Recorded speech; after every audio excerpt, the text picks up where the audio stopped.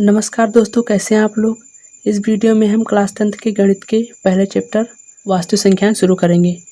तो आइए जान लेते हैं कि वास्तु संख्याएं क्या होती हैं। वास्तु संख्या यानी कि सभी परमेय तथा अपरमेय संख्याओं को वास्तविक संख्या कहते हैं। परमेय तथा अपरमेय संख्याओं को वास्तविक संख्या कहते हैं। परमेय संख्या किसे कहते हैं?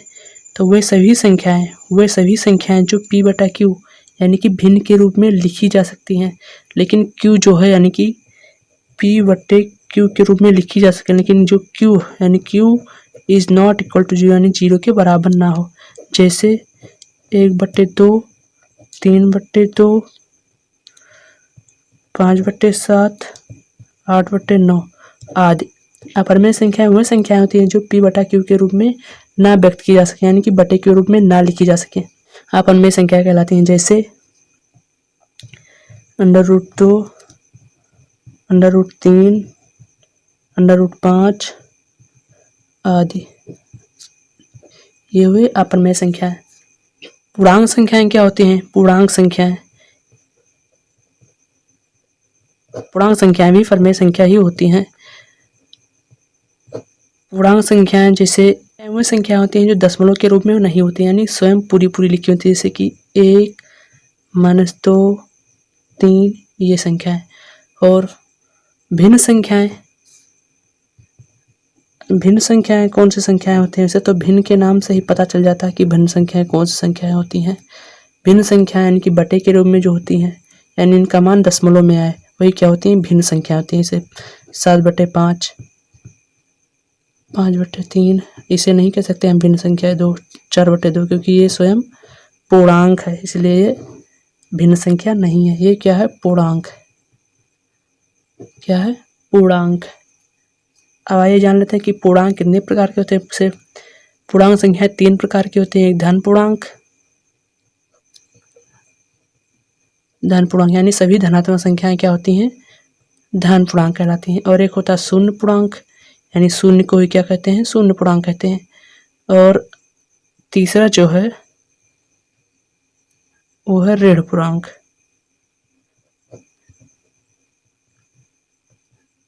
ऋण पूर्णांक यानी सभी माइनस वाली संख्याएं ऋण पूर्णांक होती हैं। आइए दोस्तों एक परमेयिका को समझ लेते हैं जिसका नाम है यूक्लिड विभाजन परमेयिका। यूक्लिड विभाजन परमेयिका।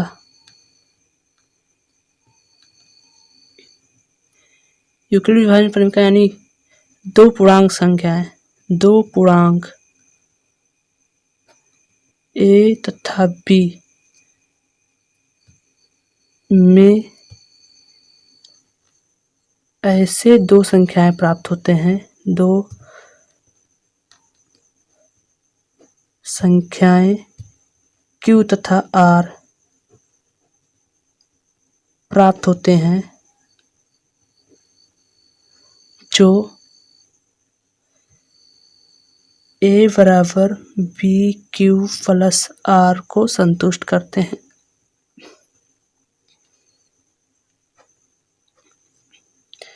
वैसे आप लोग पहले ही पढ़ चुके हैं कि भाज्य बराबर भाजक गुणे भागफल प्लस शेषफल। ये हम लोग बहुत पहले से पढ़ते आ रहे हैं। ये बस वही है। a यानी कि a बराबर हुआ भाज्य और b भाजक। भाजक की जगह क्या लिखेंगे? भाजक की जगह हो जाएगा b और भागफल की जगह q यानी गुणे q और प्लस शेषफल की जगह r। बस वही है। जैसे मान लीजिए हम 17 को किससे 5 से भाग देते हैं, तो 5 का टेबल 17 में 3 बार जाएगा, तो 5 3 जा 15, शेष बचेगा 2। यानी यहाँ पर 5 जो हुआ वो b हुआ और 17 यानी कि 17 जो हुआ वो a हुआ, और रिमाइंडर शेषफल ये 2 हुआ और यहाँ पर q 3 हुआ। तो यूक्लिड विभाजन परमेयिका केवल यही समझने के लिए है कि यदि दो संख्याएं दी हुई हैं, जैसे मान लीजिए a तथा b, इसमें एक संख्याएं एक संख्या या ए बड़ा होगा या बी बड़ी होगी, यानी जो बड़ा होगा उसको हम मान लेंगे भाज्य और जो छोटा होगा उसको मानेंगे भाजक। अब भाजक से भाज्य में भाग लगाएंगे तो एक आएगा भागफल और प्लस क्या बचेगा, शेषफल। इसी को हम युगल विभाजन परिमेयिका के अनुसार A बराबर B Q फॉर क्वोटिएंट और प्लस R रिमाइंडर यानी इस प्रकार से लिखते हैं। बस इसी को हम युगल विभाजन परिमेयिका कहते हैं, यानी कि दो संख्याएं A तथा B दिए रहने पर इसमें Q तथा R ऐसे संख्याएं प्राप्त होते हैं जो A बराबर BQ प्लस R प्राप्त होते हैं। यानी अब ये पढ़ चुके हैं, यानी 17 A का मान 17 लेते हैं और यहाँ पर 5 B था 5 गुणे 3 और प्लस शेषफल कितना बचा था 2, यानी अगर इसको हम सॉल्व करेंगे तो दोनों बराबर आएगा। 5 15 2 17, देखिए बराबर आ रहा है, यानी भाज्य बराबर भाजक गुणे भागफल प्लस शेषफल कहें या A बराबर BQ प्लस R कहें। आइए दोस्तों NCERT का पहला उदाहरण देखते हैं, यानी 4052 और 12576 का HCF ज्ञात करना, वो भी युगल विभाजन परिमेयिका द्वारा। यानी कि हमें यही फार्मूला लगाना A बराबर BQ प्लस R। तो आइए इसको पहले भाग कर लेते हैं बगल में, जिससे हम लोग को लिखने में आसानी रहेगी।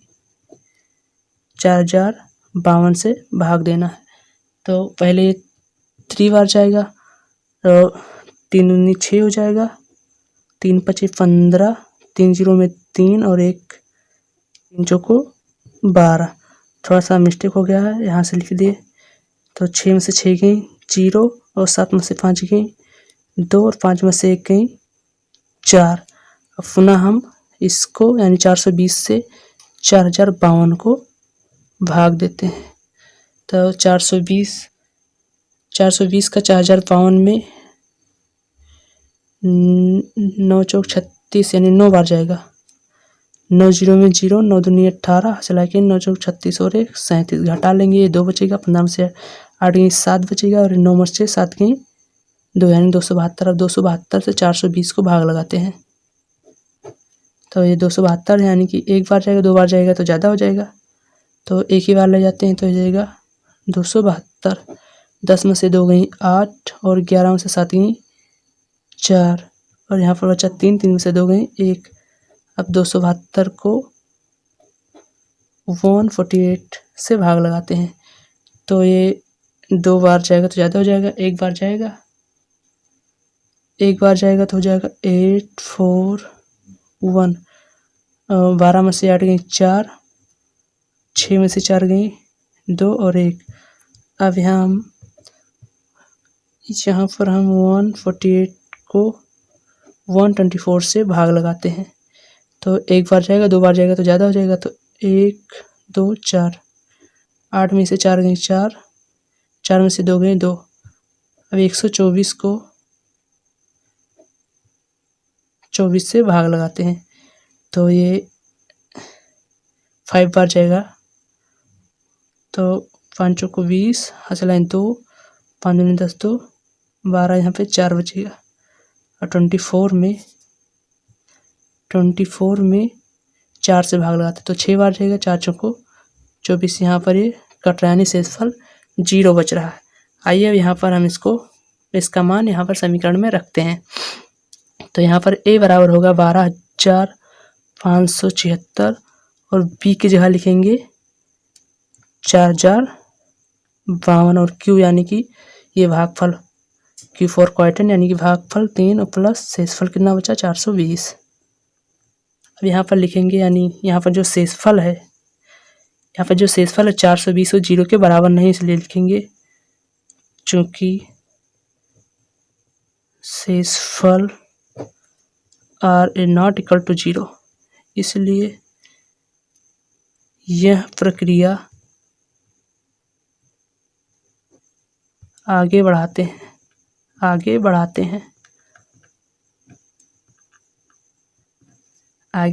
चूँकि शेषफल 0 नहीं है। अब यहाँ पर ये यानी कि यहाँ पर जैसे आप देख रहे हैं 420 को 4052 में भाग दिया जा रहा है, यानी कि यहाँ पर A बराबर होगा 4052 और B की जगह हो जाएगा 420 हो जाएगा, क्योंकि हम 420 से भाग लगा रहे हैं और क्यू क्वाइटेंट क्यू फॉर क्वाइटेंट 9 और शेषफल कितना बच रहा है 272। अब यहाँ पर भी देख रहे हैं कि r is not equal to 0, इसलिए इस प्रक्रिया को आगे बढ़ाते हैं।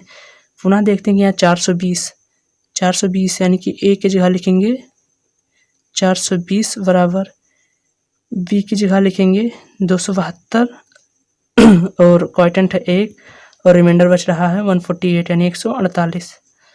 यहाँ भी देख रहे हैं r 0 के बराबर नहीं, इसलिए इस प्रक्रिया को आगे बढ़ाते हैं। अब यहाँ पर a की जगह हो जाएगा 272 बराबर 148, b की जगह हो जाएगा और गुणे एक बार जा रहा है यानी कि q की जगह 1 हो गया, शेषफल कितना बच रहा है 124 यानी 124। यहाँ पे देख रहे हैं r बराबर 0 नहीं है, इसलिए इस प्रक्रिया को आगे बढ़ाते हैं। यहाँ पर 148 a की जगह ले लेगा यानी a की जगह 148 और b की जगह हो जाएगा 124 गुणे 1 प्लस शेषफल कितना बच रहा है 24 बच रहा है। यहाँ भी देख रहे हैं r 0 के बराबर नहीं है। पुनः हम इसको भाग लगाएंगे तो 124 b की जगह a की जगह हो जाएगा और b की जगह हो जाएगा 24 और क्वाइटेंट यानी कितनी बार लेकर गए हैं यहाँ पर देख सकते हैं इससे कि आप 5 बार लेकर गए, 5 शेषफल कितना बच रहा है 4 बच रहा है। यहाँ पर हम भी देख सकते हैं कि r जो है 0 के बराबर नहीं है। अब a की जगह हो जाएगा 24, b की जगह हो जाएगा 4 और q की जगह हो जाएगा जैसे कि आप यहाँ देख रहे हैं 6, q की जगह हो जाएगा 6 और शेषफल कितना बच रहा है 0 बच रहा है। अब यहाँ पर हम देख सकते हैं कि जो r 0 के बराबर है अतः यह प्रक्रिया समाप्त हुई, यह प्रक्रिया समाप्त हुई।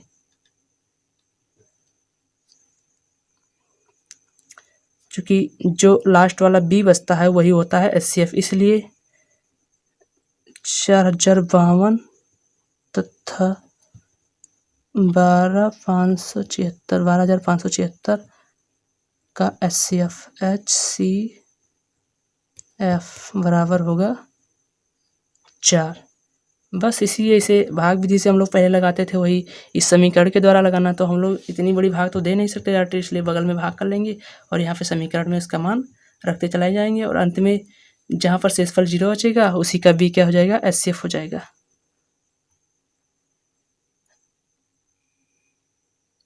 उदाहरण नंबर 2, दर्शाइए कि एक धनात्मक समपूर्णांक 2q यानी 2q का यहाँ पर k होना चाहिए 2q के रूप का होता है तथा प्रत्येक धनात्मक विषम पूर्णांक 2q + 1 के रूप का होता है जहाँ q कोई पूर्णांक है।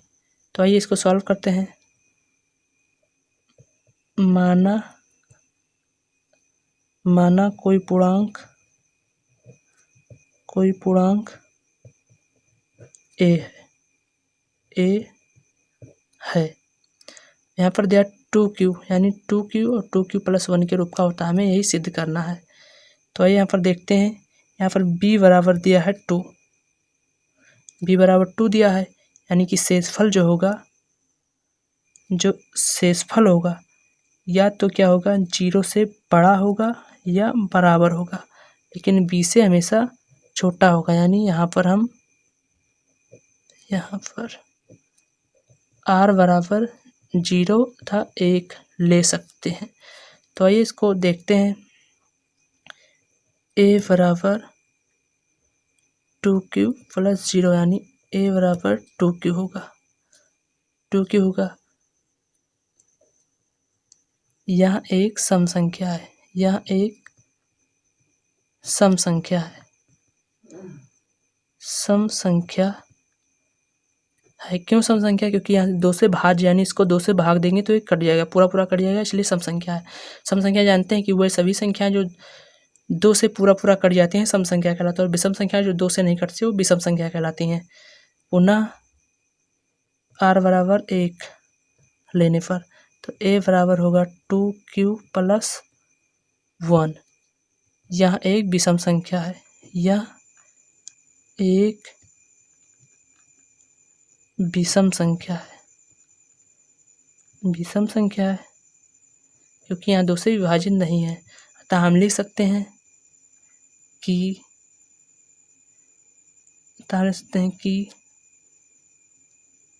कोई धनात्मक समपूर्णांक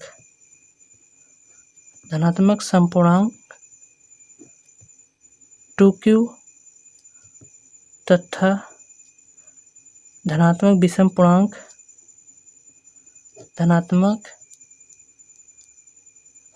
पूर्णांक 2q + 1 के रूप का होता है, 1 के रूप का होता है। बहुत लोग इसमें कंफ्यूज होते हैं कि ये क्या है, इसका मतलब क्या है। इसका मतलब यही होता है, जैसे हम लोग अभी भाग देते ना, 17 को 5 से भाग देते, तो यानी 5 को 17 में भाग दें तो 5 3 15 और कितना बचेगा, 2 बचेगा। यानी जो शेषफल है, ये शेषफल ये जो है या तो 0 बचेगा, जैसे अगर यहाँ पर होता 15 होता तो 5 का 3 बार टेबल हो जाता तो 5 3 15, तो शेषफल 0 बचता। या तो शेषफल यानी जो r जो है 0 के बराबर हो गया तो बड़ा होगा। देखिए यहाँ पर शेषफल, यहाँ पर देखिए शेषफल 0 के बराबर है और यहाँ पर देखिए 0 से बड़ा है। लेकिन b यानी b क्या है, यही तो b है, b से क्या है, r छोटा है। इसलिए यहाँ पर हम लिख रहे हैं कि r जो है 0 के बराबर या 0 से बड़ा होता है, लेकिन b से छोटा होता है।